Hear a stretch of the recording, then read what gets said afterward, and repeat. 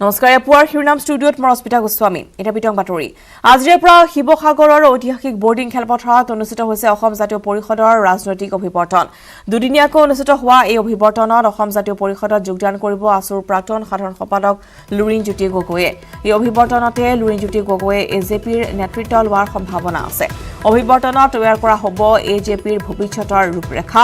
এজেপিৰ পূৰ্ণাংগ সমিতি গঠন হ'ব এই অভিৱৰ্তনত 1 লাখ লোকক আদৰিবলৈ সাজু হৈছে আদৰণি সমিতিখন বৰ্ডিং খেলপথাৰত সাজু কৰা হৈছে বিশাল মঞ্চ আজি পুৱা পতাকা উত্তোলন আৰু শ্বহীদ তৰ্পণ কৰাৰ পিছত 11 বজাৰ পৰা আৰম্ভ হ'ব আঞ্চলিক ৰাজনৈতিক সম্পৰ্কৰ আলোচনা বিয়লি 3 বজাৰ পৰা হ'ব জাতীয় দিগদৰ্শন সন্মিলন সন্ধিয়া 6:30 বজাত নাট্য মন্দিৰত হোৱা প্ৰতিনিধি সভা দলটোৰ সংবিধান গৃহীত হোৱাৰ লগতে কেতবোৰ ৰাজনৈতিক প্ৰস্তাৱো গ্ৰহণ কৰা হ'ব কাইলৈ দ্বিতীয় দিনা পুৱা অনুষ্ঠিত হ'বলগীয়া বিষয়া বাছনি সভাতে দলটোৰ পূৰ্ণাংগ সমিতি ঘোষণা কৰা হ'ব ইয়াৰ পিছতে বৰ্ডিং খেলপথাৰত অনুষ্ঠিত হ'ব সাংস্কৃতিক সমাৰোহ দিনৰ 1 বজাৰ পৰা অনুষ্ঠিত হ'ব মুকলি সভাত অংশগ্ৰহণ কৰিব বিশিষ্ট বুদ্ধিজীৱী হোমেন বৰগোহাঁইয়ে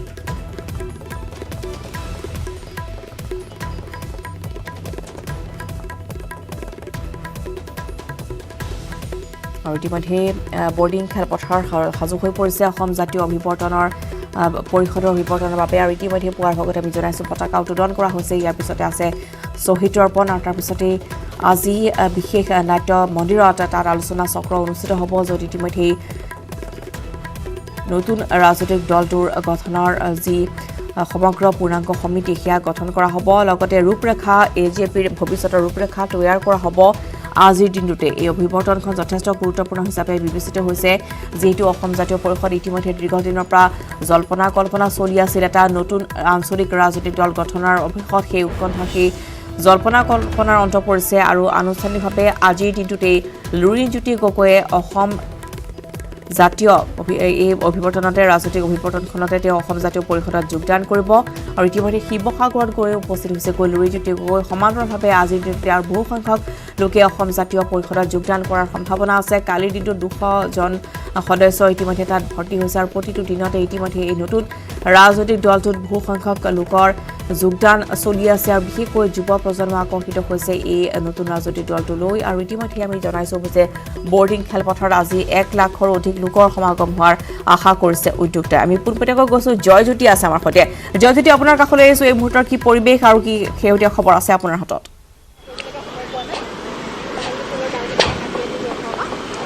হয় ৰশ্মিতা কিছু সময়ৰ পূৰ্বে পতাকা উত্তোলন আৰু শ্বহীদ তৰ্পণৰ কাৰ্যসূচী সম্পন্ন হৈছে অসম জাতীয় পৰিষদৰ যি ৰাজ্যিক মুখ্য সমন্বয়ক ৰাজ্যিক মুখ্য আহ্বায়ক ডক্টৰ বসন্ত ডেকা আৰু ডক্টৰ কৃষ্ণগোপাল ভট্টাচাৰ্যই পতাকা উত্তোলন আৰু শ্বহীদ তৰ্পণৰ কাৰ্যসূচী সমাপ্ত কৰিছে আৰু 2 দিনৰ বাবে শ্বহীদ তৰ্পণৰ কাৰ্যসূচী মুকলি ৰখাৰ কথা ইতিমধ্যে অভ্যৰ্থনা সমিতিয়ে ঘোষণা কৰিছে ৰশ্মিতা এটা কথা ক'ব লাগিব যে 855 গৰাকী শ্বহীদৰ কেঁচা তেজৰ বিনিময়ত 1985 চনত উজনি অসমৰ গোলাঘাটতে জন্মগ্ৰহণ কৰিছিল সদৌ অসম ছাত্ৰ সন্থাৰ ঔৰসত অসম গণ পৰিষদ নামৰ এটা ৰাজনৈতিক দল অসমীয়া জনসাধাৰণক চূড়ান্ত প্ৰতাৰণা কৰাৰ অভিযোগ তুলি এক গুৰুতৰ অভিযোগ উত্থাপন কৰি আহিছে সদৌ অসম ছাত্ৰ সন্থাই দীৰ্ঘদিন ধৰি আনকি অসম চুক্তি আজি পৰ্যন্ত পূৰ্ণাংগ ৰূপত ৰূপায়ণ নহ'ল তাৰ পৰৱৰ্তী সময়ত সদৌ অসম ছাত্ৰ সন্থা আৰু এজেৱাইচিপিৰ উদ্যোগত দ্বিতীয়টো ৰাজনৈতিক দল সদৌ অসম ছাত্ৰ সন্থাৰ ঔৰসত জন্ম হোৱা দ্বিতীয়টো ৰাজনৈতিক দল অসম জাতীয় পৰিষদৰ এই উজনি অসমৰ শিৱসাগৰৰ পৰাই যাত্ৰা আৰম্ভ হ'ব বিচাৰিছে আৰু শিৱসাগৰত দুদিনীয়াকৈ অনুষ্ঠিত কৰিছে ৰাজনৈতিক অভিৱৰ্তন আৰু এই শ্বহীদ তৰ্পণৰ স্থলীতেই সকলোৱে সংকল্প গ্ৰহণ কৰিছে যে জাতিক এই দলটোৱে কেতিয়াও প্ৰতাৰণা নকৰাৰ কথা ঘোষণা কৰিছে অসমৰ জনসাধাৰণৰ সৰ্বাংগীন উন্নয়নৰ কাৰণে সৰ্বাংগীন বিকাশৰ কাৰণে অসমৰ জনসাধাৰণৰ স্বাভিমানক আগবঢ়াই লৈ যাবৰ কাৰণে এই দলটো জন্ম হোৱা বুলি ঘোষণা কৰিছে শ্বহীদ তৰ্পণ স্থলীৰ পৰা কেইবাগৰাকী শীৰ্ষস্থানীয় নেতাই আমি কেইবাজনো শীৰ্ষ নেতাৰ সৈতে বাৰ্তালাপ কৰাৰ সময়ত তেওঁলোকে এই কথা জানিবলৈ দিছে যে জাতিয়ে যিটো আশা কৰিছে অসমীয়া জাতিয়ে যি ধৰণে এই দলটোৰ পৰা আশা কৰিছে এই আশা পূৰণ কৰাৰ ক্ষেত্ৰত এই ঐতিহাসিক ৰাজনৈতিক অভিৱৰ্তনখনে এক গুৰুত্বপূৰ্ণ ভূমিকা গ্ৰহণ কৰিব কিছু সময়ৰ পিছতে শিৱসাগৰ নাট্য মন্দিৰত এক দিগদৰ্শন সন্মিলন আৰম্ভ হ'ব যিখন সন্মিলনত অসমৰ আগশাৰীৰ বুদ্ধিজীৱী হোমেন বৰগোহাঁইয়ে অংশগ্ৰহণ কৰিব ইতিমধ্যে শিৱসাগৰত আহি হোমেন বৰগোহাঁই উপস্থিত হৈছে ইফালে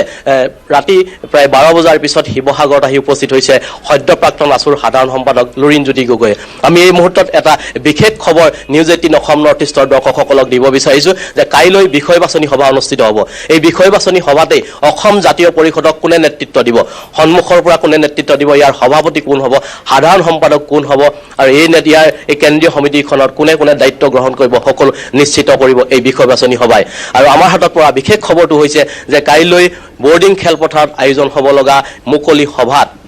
সন্মুখৰ শাৰীত আসন গ্ৰহণ কৰিব লুৰিণজ্যোতি গগৈৰ মাতৃয়ে। আমি নিশ্চিত হ'ব পাৰোঁ যে অসম জাতীয় পৰিষদক সন্মুখৰ পৰা যি নেতৃত্ব দিয়াৰ সম্ভাৱনাৰ কথা আমি পুৱাৰ পৰা প্ৰকাশ কৰি আহিছোঁ, এয়া হয়তো সম্পূৰ্ণভাৱে নিশ্চিত হৈ পৰিছে। লুৰিণজ্যোতি গগৈ কাইলৈ মাতৃ উপস্থিত থাকিব আৰু হয়তো মাতৃৰ সন্মুখতেই এক নতুন ৰাজনৈতিক কৰ্মক্ষেত্ৰলৈ লুৰিণজ্যোতি গগৈ অগ্ৰসৰ হ'ব, ৰাইজক সম্বোধন কৰিব আৰু লুৰিণজ্যোতি গগৈৰ নেতৃত্বতেই অসম জাতীয় পৰিষদে সমাগত 2021 বিধানসভা নিৰ্বাচনত দিছপুৰৰ মসনদ দখল কৰিবৰ কাৰণে সংগ্ৰাম অব্যাহত ৰাখিব। ৰশ্মিতা, নিশ্চয়কৈ আৰু এটা আঞ্চলিক দলৰ ভেটি শক্তিশালী কৰাৰ বাবে আচলতে তেওঁলোকে এই নতুন এটা ৰাজনৈতিক পৰিকল্পনা হাতত লৈছে। ছাত্ৰ সংগঠনৰ পৰা গৈ এতিয়া এটা ৰাজনৈতিক দলত ইতিমধ্যে প্ৰৱেশ কৰিছে লুৰিণজ্যোতি গগৈ আৰু ইতিমধ্যে আপুনি জনাইছে যে কাইলৈ হয়তো তেওঁ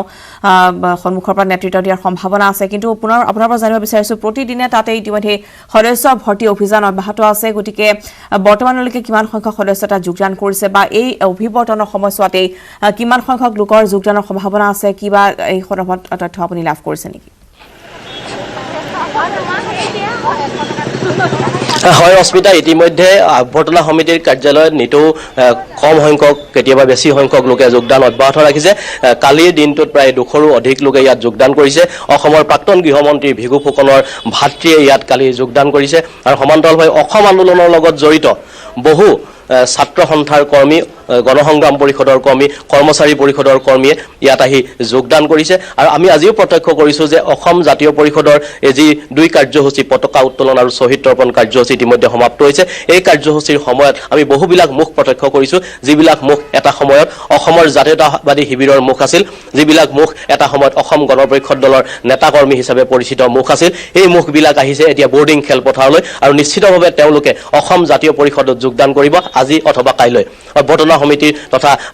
এজেপিৰ শীৰ্ষ সূত্ৰই জানিবলৈ দিয়া মতে আজিৰ দিনটোতো ভালে সংখ্যক লোকে যোগদান কৰিব আৰু কাইলৈ দিনটোতো বহু লোকে ইয়াত যোগদান কৰিব। ৰাজ্যৰ বিভিন্ন প্ৰান্তৰ পৰা ইতিমধ্যে প্ৰতিনিধিসকল আহিছে, যদিওবা প্ৰতিনিধিৰ সংখ্যা তেনে নগণ্য হ'ব বুলি ধাৰণা কৰা হৈছিল। অভ্যৰ্থনা সমিতিয়ে আমাক কৈ আহিছিল যে প্ৰায় 1500 মানুহৰ কাৰণে তেওঁলোকে যা যোগাৰ কৰিছে, কিন্তু এজেপিৰ যিসকল শীৰ্ষ নেতা তেওঁলোকে প্ৰকাশ কৰিছে যে 2 দিনৰ কাৰ্যসূচীত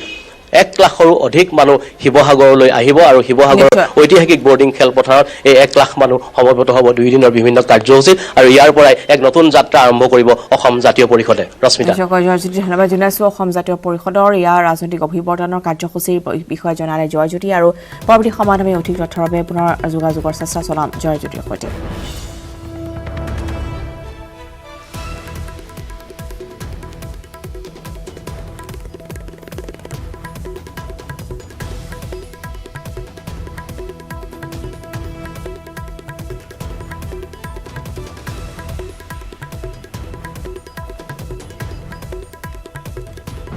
ভাৱে শপত লোৱাৰ পিছতো এতিয়াও যেন হৰ্চ ট্ৰেডিঙৰ ভয় আঁতৰা নাই দলকেইটাৰ। হাগ্ৰামা মহিলাৰীৰ ভয়ত এতিয়া পলাই ৰাখিবলগীয়া হৈছে নিৰ্বাচিত প্ৰাৰ্থীসকলক। মঙলবাৰে প্ৰমোদ বৰুৱাই বিটিচি প্ৰধান হিচাপে শপত লোৱাৰ পিছত পুনৰ বিশেষ বাছেৰে গুৱাহাটীলৈ লৈ অনা হ'ল নৱনিৰ্বাচিত MCLAক। পুনৰ মহানগৰীৰ লিলি হোটেলতে এতিয়া নজৰবন্দী কৰি ৰখা হৈছে UPPL, বিজেপি আৰু গণ সুৰক্ষা পাৰ্টীৰ নৱনিৰ্বাচিত সদস্যক। নিশা মন্ত্ৰী হিমন্ত বিশ্ব শৰ্মাও উপস্থিত হ'ল লিলি হোটেলত। কোনো আশ্বস্ত হ'ব নোৱাৰা কথা নাই,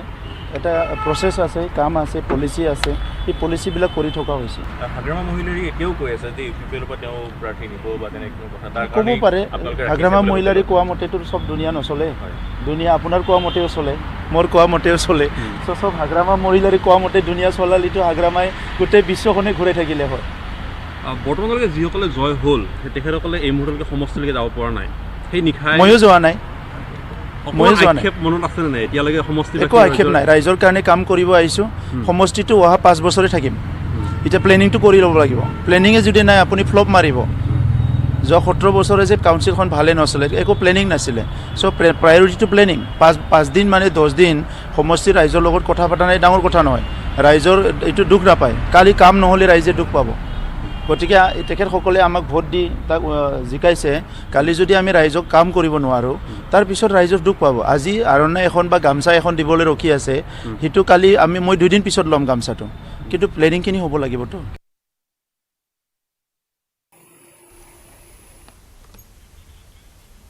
আৰু ইফালে বিপিএফে সদস্য ক্ৰয়ৰ চেষ্টা অব্যাহত ৰাখিছে হাগ্ৰামা মহিলাৰীয়ে এতিয়াও ভাবি আছে চৰকাৰ গঠন কৰাৰ কথা 2-3জন সদস্য ক্ৰয় কৰিলেও চৰকাৰ পতন নহয় বুলি মন্তব্য কৰিছে নৱশৰণীয়া বৰ্তমানৰ ৰাজনীতিত হোটেল ৰাজনীতি চলে ইয়া সম্ভৱ বিটিচিত ইয়া চলিছে এই মন্তব্য গণ সুৰক্ষা পাৰ্টিৰ মুৰব্বী তথা সাংসদ নৱশৰণীয়াৰ এতিয়াও কিছু আলোচনা হ'বলগীয়া আছে সেইবাবে হোটেলত থাকি আলোচনা কৰা হৈছে প্ৰমোদ বড়ো সন্দৰ্ভতো মন্তব্য শৰণীয়াৰ প্ৰমোদ বড়ো নতুনকৈ ৰাজনীতিলৈ আহিছে গতিকে ৰাজনীতি ভালকৈ বুজি উঠা নাই বড়োৱে তেওঁ কিছু সময় লাগিব বুলিও মন্তব্য কৰে সাংসদ শৰণীয়া কিছুমান ফৰ্মেলিটিজ আছে ডিপাৰ্টমেণ্ট আছে আৰু বাকীবিলাক কি কয় শপত গ্ৰহণ কৰাৰ কথা আছে মই ভাবোঁ উইদিন 3-4 ডেজৰ ভিতৰত গোটেইখিনি ছেটেল হৈ যাব হোটেল পলিটিক্স এটা চলি আছে কোকৰাঝাৰতো হাগ্ৰামা মহিলা 4জনক তাত বন্দী কৰি ৰাখিছে ইয়াত 21জন বন্দী হৈছে মুহূৰ্তত গোটেই বিষয়টো আচলতে নাই আজিকালি পলিটিক্সত এইটো এটা মানে এটা পাৰ্ট নিচিনা হৈ গৈছে গতিকে ইয়াত আৰু আমি বিশেষ কিবা ৰিয়েকশ্যন আছে বুলি মই নাভাবোঁ এইটো পাৰ্ট নিচিনা হৈ গৈছে কাৰণ হয় যে মানে পলিটিক্সৰ এইটো এটা মানে কি কয় একেবাৰে এৰিব নোৱাৰা বিষয় নিচিনা হৈছে গতিকে মই ভাবোঁ ৰাইজে চব কথাখিনি বুজি পায় ইয়াত আৰু মই বেলেগকৈ কোনো কমেণ্ট কৰাৰ কোনো দৰকাৰ নাই প্ৰথম অৱস্থাত অলপ হয়তো আৰু এই মুহূৰ্তত আমি পূৰ্বতীয়াকৈ গৈছোঁ হোটেল লিলিৰ কাষত উপস্থিত থকা আমাৰ সাংবাদিক বলেন ভট্টাচাৰ্য কাষলৈ বলেন পুনৰ আপোনাৰ কাষলৈ আহিছোঁ আৰু ইতিমধ্যে দেখিবলৈ পোৱা গৈছে যে MCL সকল আৰু লগতে প্ৰমোদ বড়ো সকলো বৰ্তমান হোটেল লিলিত আছে আৰু গতিকে পুনৰ আপোনাৰ পৰা জানিব বিচাৰিছোঁ এইখন ওপৰত কি তথ্য আপুনি লাভ কৰিছে আৰু ইতিমধ্যে তেওঁলোকে নতুন পৰিকল্পনাৰ কথা সদৰি কৰিছে সংবাদ মাধ্যমৰ আগত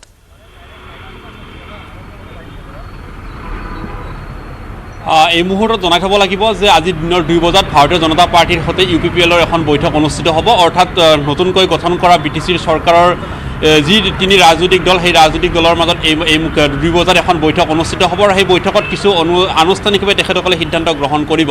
তাৰ পূৰ্বে জনাব পাৰি যে স্বাভাৱিকতে হোটেলত বন্দী কৰি ৰখা এই নতুন নৱনিৰ্বাচিত সদস্যসকলক এই কাৰ্যই স্পষ্টকৈ প্ৰমাণ কৰিছে যে আচলতে সুৰক্ষিত নহয় নেকি এই মুহূৰ্তত নতুনকৈ গঠন কৰা BTCৰ চৰকাৰখন সেয়া এই মুহূৰ্তত ডাঙৰ প্ৰশ্ন কাৰণ হৰ্চ ট্ৰেডিঙৰ কথা সম্ভাৱনা প্ৰকাশ কৰা হৈছে একে সময়তে হাগ্ৰামা মহিলাৰীয়ে নিৰ্বাচিত সদস্যসকলক ক্ৰয় কৰা 3জনকৈ সদস্য ক্ৰয় কৰাৰ এক তথ্য প্ৰকাশ কৰি আহিছে আৰু তেনে সময়ছোৱাত বিশেষকৈ যদিওবা দলৰ ফালৰ পৰা UPPLৰ ফালৰ পৰাই হওক বা নৱশৰণীয়া তৰফৰ পৰাই কোৱা হওক যে কৈছে যে এয়া কোনো বন্দিত্ব নহয় এয়া মাথোন পৰিকল্পনাৰ যুগুত কৰাৰ বাবেহে তেখেতসকলে হোটেলত আবদ্ধ কৰি ৰখা বুলি কোৱা হৈছে কিন্তু কোকৰাঝাৰৰ পৰা সুদূৰ গুৱাহাটীত এনেদৰে আবদ্ধ কৰি ৰাখিব লগা হোটেল লিলিত যিসকল প্ৰতিনিধি সেই প্ৰতিনিধিসকলক আবদ্ধ কৰি ৰখাই আচলতে জনতাৰ মনত সেয়া স্পষ্টকৈ উমান কৰিছে আচলতে এই মুহূৰ্তলৈকে যদিওবা সংখ্যা হিচাপত এই মুহূৰ্তত দেখুওৱা হৈছে যে চৰকাৰ গঠন কৰিছে বা সকলো তেখেতসকলে এই মুহূৰ্তত স্পষ্ট স্থিতি কিন্তু তাৰ পিছতে দেখিব পোৱা গৈছে সময়ে তেখেতসকলৰ মাজতে শংকিত বা তেখেতসকলৰ মাজতে সুৰক্ষিত নহয় সেয়া মুহূৰ্তত স্পষ্টকৈ প্ৰমাণ হৈছে কাৰণ হাগ্ৰামা মহিলাই বাৰ কৈ থকা হৈছে যে তেখেতসকলে 3গৰাকীকৈ তেখেতসকলে প্ৰতিনিধি ক্ৰয় তেখেতসকলে হৰ্চ ট্ৰেডিং কৰিব অৰ্থাৎ তেখেতসকলৰ ফাললৈ লৈ যাব অৰ্থাৎ এয়াই যদি স্পষ্ট হয় তেতিয়াহ'লে হয়তো চৰকাৰখনৰ ক্ষেত্ৰত পুনৰ অলপ পলট হোৱাৰ সম্ভাৱনা প্ৰকাশ কৰা স্থান আছে এই মুহূৰ্তত উনাই কৰিব নোৱাৰি সেয়া একে সময়তে ক'ব পাৰি কিন্তু এয়া কোনো কাৰণতে দলৰ মজিয়াৰ তৰফৰ পৰা যে সম্ভৱ নহয় সেই কথাও প্ৰকাশ কৰা হৈছে একে সময়তে BPFৰ তৰফৰ পৰাও যে UPPLৰ কেইবাগৰাকী সদস্য আহিব সেই কথাও এই মুহূৰ্তত প্ৰকাশ কৰা হৈছে এই সকলোবোৰ কথা এই মুহূৰ্তত এখন অস্পষ্টভাৱে ছবিখন প্ৰকাশ পাইছে আৰু সেয়া হয়তো সময়ৰ কিছু প্ৰয়োজন হ'ব কিন্তু এই মুহূৰ্তত যিসকলে জয় হৈ আহিছে যিসকলে বিগত 5 দিন ধৰি গুৱাহাটী মহানগৰীৰ বিলাসী হোটেলতে জীৱন কটাব লগা হৈছে অৰ্থাৎ নিৰ্বাচন জয় হোৱাৰ পিছত যি আচলতে নিৰ্বাচনী যিসকল জনতা সেই জনতাৰ ওচৰলৈ যাব এতিয়ালৈকে গৈ পোৱা নাই অৰ্থাৎ তেখেতসকলৰ যি ধৰণৰ ভাষ্য প্ৰকাশ কৰিছিলে যি ধৰণৰ তেখেতসকলৰ হয় বলেন নিশ্চয় ধন্যবাদ জনাইছোঁ আৰু আচলতে এতিয়াও সমষ্টিলৈ গৈ পোৱা নাই কিন্তু তথাপিও আজি এখন বৈঠকৰ আয়োজন কৰা হৈছে য'ত ইতিমধ্যে UPPL গণ সুৰক্ষা পাৰ্টি আৰু ভাৰতীয় জনতা পাৰ্টি একেলগে এখন বৈঠকত মিলিত হ'ব তাৰপিছত এই BTCত কেনেকৈ নিজৰ ভেটি সবল কৰিব পাৰি আৰু নতুন চৰকাৰখনৰ কেনেদৰে তেওঁলোকে আগবাঢ়িব ইতিমধ্যে দুৰ্নীতিমুক্ত এখন চৰকাৰ গঠনৰ প্ৰতিশ্ৰুতি দিছে আৰু তাৰপিছতে দেখিবলৈ পোৱা গৈছে যে সমগ্ৰ পৰিস্থিতিৰ সৈতে এতিয়া মোকাবিলা কৰিবলৈ সাজু হৈ পৰিছে নতুন চৰকাৰ যৌথ চৰকাৰ আৰু তাৰ পূৰ্বে আজি এখন বৈঠকৰ আয়োজন কৰা হৈছে বিজেপিৰ কাৰ্যালয়ত